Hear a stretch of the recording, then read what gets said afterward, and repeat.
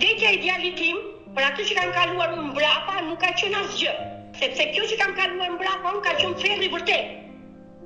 Edhe nisën që mua 2 vjet ai nuk më ka lënë që të flej gjumë. Kërkonte fëmijë tjetër, më mbyllte derën e dhomës me çelës, më fal për shprehjen, më thoshte mua bëu gati të mbush barkun, kur unë kisha 3 ditë që kisha fut djalin dhe Odeta. Një herë Odeta më gjeti ulur në divan, duke qartë prisja një përqafim.